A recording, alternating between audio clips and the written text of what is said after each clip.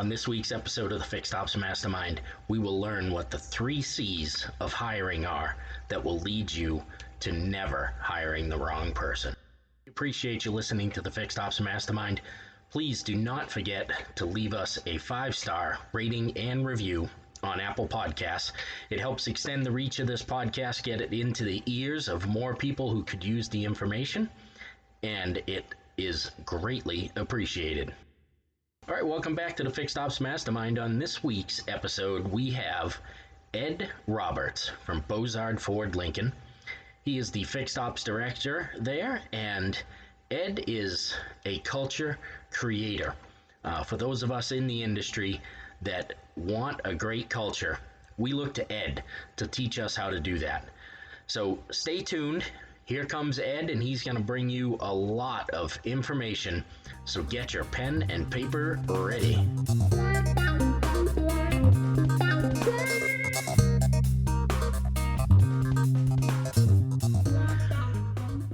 All right, welcome back, everybody, to Fixed Ops Mastermind podcast. Today we have Ed Roberts, Fixed Ops Director at Bozard Ford Lincoln. Welcome, Ed. How you doing, Dave? I couldn't be better myself. How's things down there in Florida? Other than being a little rainy, things are outstanding down here. Could probably use a little bit of rain up here this year, but we'll take it from being flooded, I suppose. If I can get this rain to wash COVID away, I'd be in good shape. You'd be a billionaire. Yes. Good stuff. All right, Ed. So tell us a little bit about your journey, or did you just fall out of the Florida rain clouds into a fixed ops position at Bozard Ford Lincoln?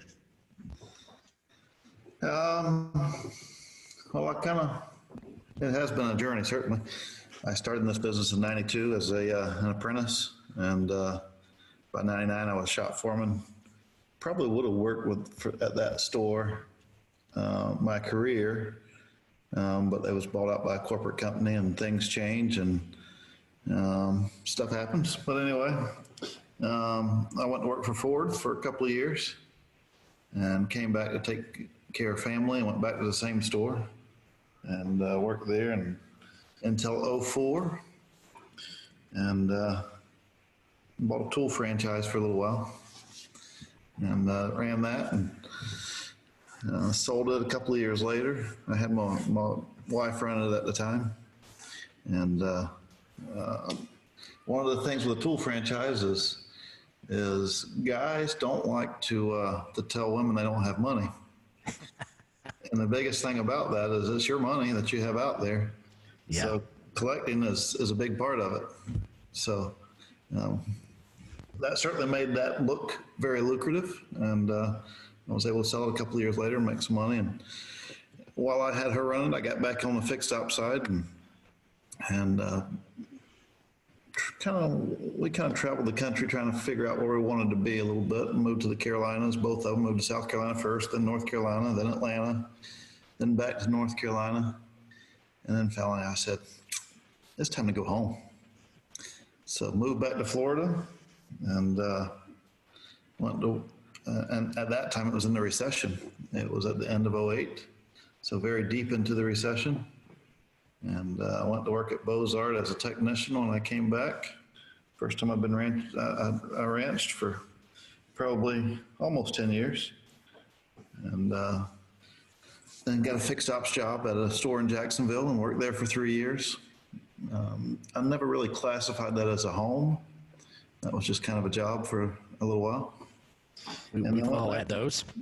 Yes. And then went back to Bozard as the fixed ops director in September of 12. So here in a couple of weeks, it'll be 8 years that I've been back there. And sprinkled a little fertilizer on the place when we got there, and it has not stopped growing since. Yeah, well, 8 years, as we all know in this industry, is a lifetime in one chair. That's for sure. Yes. So. Especially in that chair. That chair rotates a lot in most car dealerships. Yes, it does. That's for sure. Don't bother putting your name on the door, because they'll be changing that shortly. As soon as you do, the razor blade scraping it off. Absolutely. So Ed, I think you are now kind of known as the culture guy around the fixed ops circles. You certainly have an amazing culture down there that we wish you could bottle up and just ship out, and any of us would pay any amount of money to open that bottle inside our stores. Give us a little insight, if you can, into how you create that culture. I mean, it's there now, so it's probably a little bit easier to maintain it, but creating it certainly took some work to get there. It does take work to get there, and I can't say that you ever arrive there. You're always cultivating that culture. So it's you're still working the fields, and you're feeding the fertilizer, planting seeds, and but it's all about connecting with your people. And it has been a journey that we set out to do. Because if you take care of your people take care of your customers. You'll never get a disgruntled employee to make a happy customer. They might process a transaction for you, but they're never going to make a raving fan out of them. And so generating that culture was one thing. Continuing to grow at the rate that we've grown at, and to be able to maintain that culture has been nothing short of amazing. And it is a lot of how we get things done. It is very easy to sell our guys on whatever we want to do, or move things around, or change things up, because there's a lot of trust there, and trust comes from culture. And you feel it anytime you walk in the door there, from an outsider to someone that comes in there every day. People are happy to be there. It's not like, oh my God, here we go again. Let's see if I can survive another day. And it pays dividends. Our customers feel more relaxed. It's easier to build rapport. You can build rapport faster. And when you build rapport in a customer-based business, it almost just adds trust as you're building that rapport. And one of the biggest things with selling is trust. And so it all feeds in itself and continues to compound. But more of what I would say has helped us do that is we're very team oriented, and we're a team in parts, we're a team as advisors, we're a team in quick lane, 2-man teams in quick lane, 2-man teams in main shop, lateral support groups in main shop. And everybody is supportive of each other. And it isn't just about putting a group of people together, it's putting people together that can really complement each other with opposing strengths. I don't like to look at them as weaknesses. It's either strengths or opportunities. And so opposing strengths and opposing opportunities. And then they can really complement each other. And then it's truly letting your people know that you care about them. And that, if you walk into a store that you got 180 people working for you, and you want to learn about them, it's going to take you some time. But if you start doing that right from the beginning, whether it's 180 or whatever that number is, it's just making conversation. It's what'd you do over the weekend? Well, it was my daughter's birthday. And how old was she? How old is she? And just create those, and then put it in your calendar and set it for an annual reminder, and it's always there. And the next year comes around, the day before their birthday, you go out, and what are you guys doing this weekend? No, it's your daughter's birthday. And I call that currency, and it's learning the currency of your people. And when you do that, they realize that you truly care about them. And when they feel that way, then what they give you in return is second to none. Yeah, I think that's probably something that's not done enough in this business. That's probably partly because of the of lack of training of leaders, where they're maybe taught that it's not okay to be that close to your employees.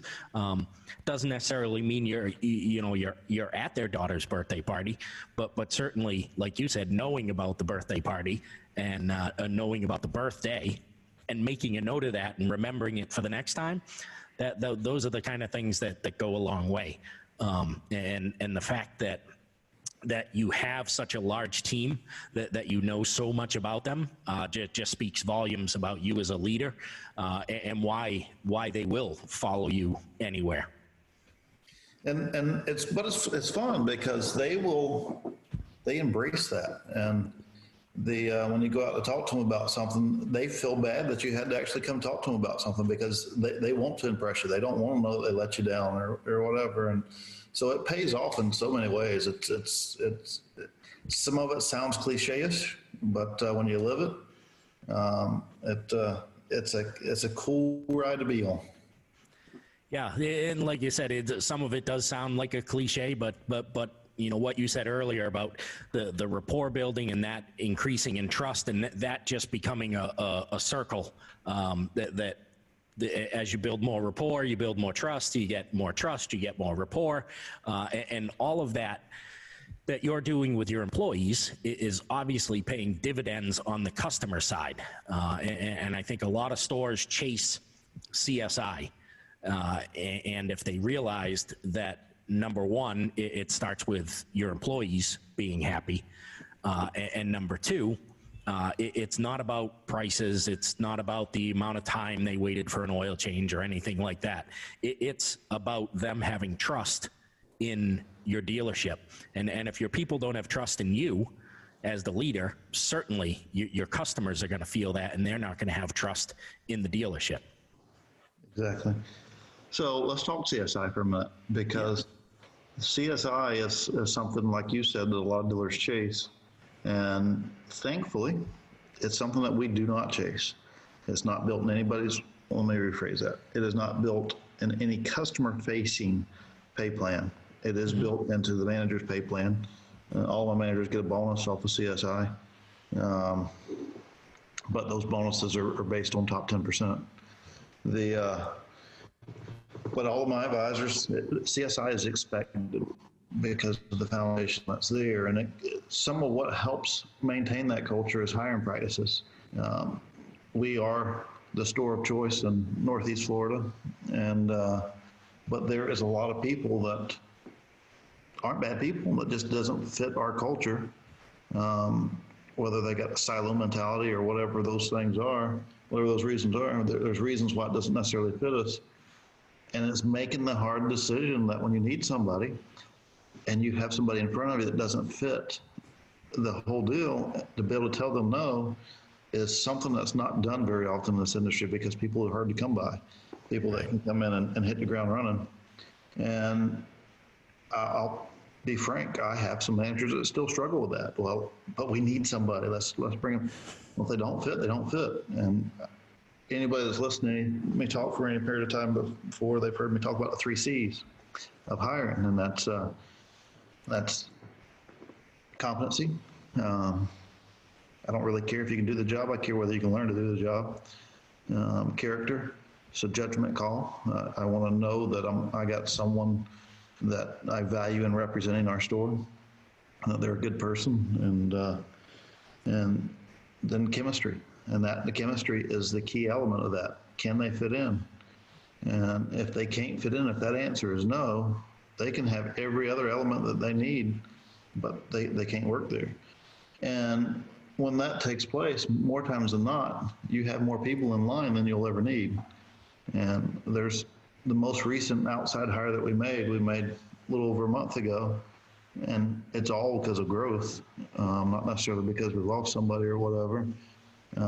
But she waited a year and a half to get her foot in the door there. She'd come out there a couple months trying to get in. And those are cool elements to have, where you want to make a change, you want to expand this, you want to expand that, and then go back and look and see who fits that the best, and have a pool of people to pull from. And it's great to be able to be able to say that in this business. That's for sure. Absolutely. And then when they, like in this case, when they finally get their foot in the door, they're not going to let that slip through their fingertips. They're going to put forth some effort to stay there, because it's bragging rights to them to all their buddies where they just left and whatever else. And so it's, as we said earlier on this, our chair rotates quite a bit. And I've sat in several chairs. I think you have as well. I have. And that's just part of the elements. Nobody comes into the service drive jumping up and down, screaming, hollering, happy that their car's broke. Nobody from the sales department comes back and just thanking you because the deal fell apart because the car wouldn't start. So it's an uphill battle for everything that we do. So unfortunately, as a rule, most service managers, fixed ops directors, they go into a place expecting it to be a 2 to 3 year job, and they're not going to put forth the effort to create that culture and to cultivate it and to create programs that allows things to continue to build upon itself and build that next level of person behind you. And when that happens, then we go in, and I've been in those roles. Even though I didn't set out to do that, but you go into places, whether it's the leadership at the top, whatever it may be, where all those elements aren't going to fit, and you're just filling a role for a period of time. But when those things happen, we show up to do our job more in survival. We're there to survive the day rather than be proactive and make something happen. And anytime we're in survival mode, it's going to be more tolling on us. We're not going to be, there's nothing to be proud of. There's nothing to be excited about and go tell somebody about. Right. When you're on the proactive side, then you gain some traction. And not every day can you be proactive, but if you can find a way to be proactive, maybe once a week to start with, then twice a week, then 3 times a week, you gain ground. Yeah, and I think you're right. I think there's a lot of people in our positions who look at their position as a job, not necessarily a career, and not necessarily something that's long term, at least at that particular store. And sometimes it is the administration, if you will, above them that is not willing to wait the time that it does take to build a culture like you have down there, because obviously that didn't happen overnight. That took a while to put together and create that culture that is now just churning over itself and churning in a good way, just churning up more talent and more people that want to be there and helping itself along. But it takes a long time to get there. That doesn't happen overnight. It doesn't happen in 1 or 2 years even. It takes a while, and then after you've got that culture, it takes a little while for that reputation to get out there so that you do have the people waiting a year and a half to get in for their opportunity. And like you said, they're now going to definitely work harder because they waited a year and a half to get in there. And that just speaks volumes to what you've built down there.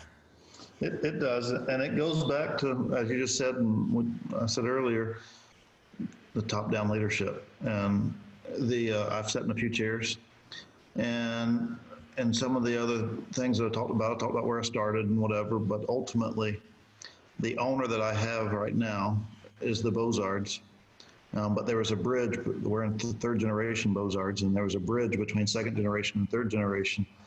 And that bridge owner was the owner that I started with. So when I came back in 2012, I knew what I was coming back into. And there's a level of comfort there. And I would have worked for him forever, but he went through some medical issues in the late 90s and sold to a corporate company, and things changed, and he worked through that. And he's part of the family. He's related to the Bozards. So when there needed to be a bridge between 2nd generation because they were sick and 3rd generation, he became that bridge. And there was no question to what leadership I was going into. It was a matter of let's get working, let's make this happen, and it was embraced right from the beginning. Yeah, and it's awesome to have that support behind you. I say sometimes jokingly and sometimes dead serious that the fish rots from the head, and unfortunately I have to say it seriously too often in this industry.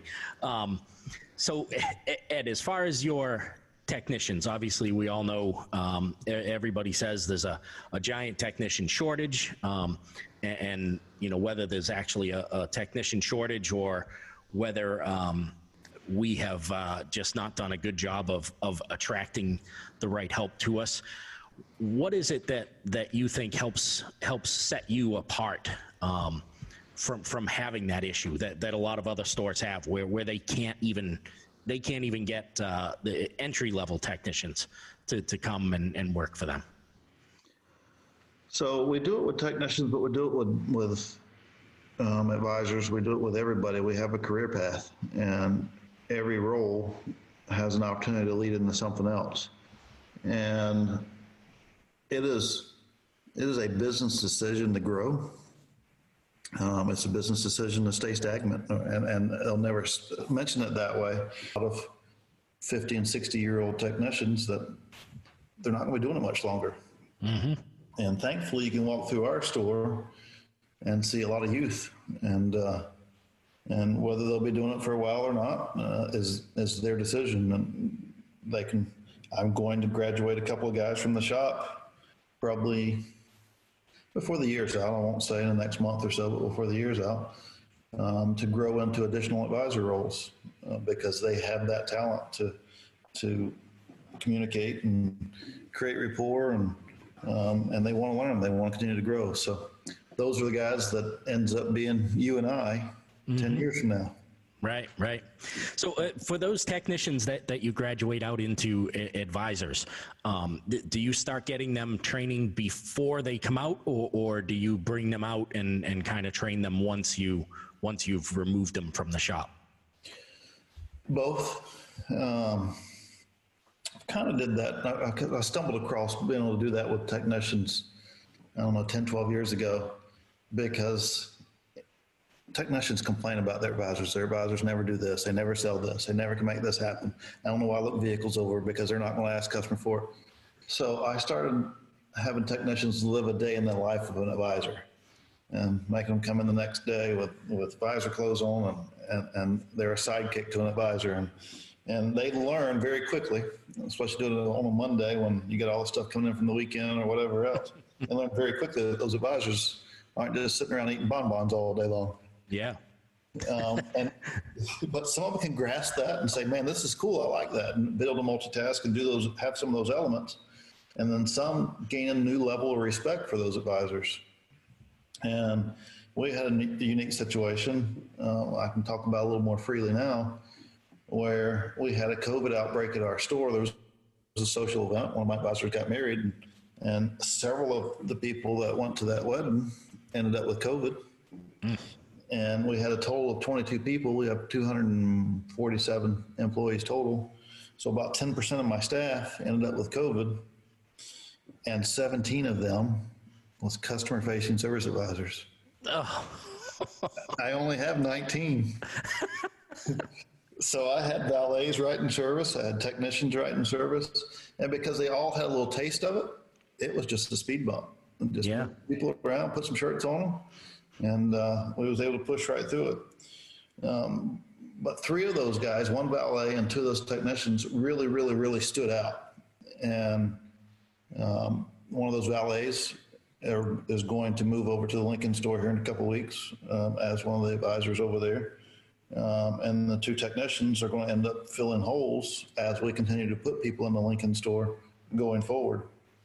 So some of it is you stumble across by not being afraid to try something.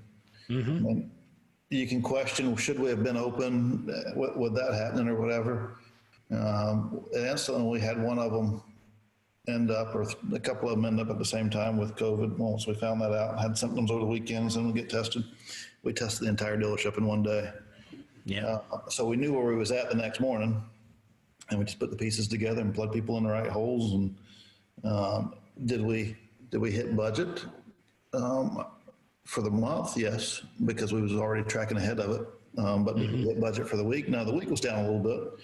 But to have, I think there was a movie called The Replacements or something about a football team they did that with. To do that with a whole group of replacements with minimal training was phenomenal. Yeah, that's awesome. That's and that's I think it's a cool thing that you're doing with allowing technicians to kind of do that, the day in the life, as you called it. That is a great idea, because obviously, like you said, as you know, technicians complain about advisors complain about technicians, everybody complains about parts, and in the end, everybody has their job that they have to do, and nobody's job is simple and easy. So I had one technician, this is worth mentioning, and he's now a manager for me, but I had one technician that all he did was complain. And he wasn't a bad guy, but he just felt like everybody was working against him. And he had some opportunity to do something different than just being a technician, and we let him fill in a couple of days as an advisor, then ultimately moved him into the advisor role. And about 2 weeks into being an advisor, he walked around that dealership and apologized to every parts person, apologized to warranty administrators, apologized to all the other advisors for causing them the grief that he had caused them over the years preceding that. Because it's a whole different life then. They understand it. A technician's job is to diagnose and fix a vehicle and fix it right the first time, communicate effectively with the advisor, and not over repair a vehicle, not oversell anything. So that's kind of something that you look it over, see what else it needs. That's very repetitive. There's not a whole lot that an advisor does that's repetitive. The customer wants to beat them up. Technicians wanting to beat them up. Management's wanting to beat them up because they're not producing the numbers you want them to do. And they just got to sit there and take it from all angles and still sit there and produce. And if they don't, then they end up somewhere else, or they end up in another industry. Right. Yeah, I've said for a long time, I think being an advisor is the hardest job in the dealership, because you really are the hub of people who are after you. It's there is not one department that really thinks you're a superstar and they love you. Yeah, absolutely. Yeah, it's anything in the sales department, when there's an issue, without a services problem, it isn't theirs anymore.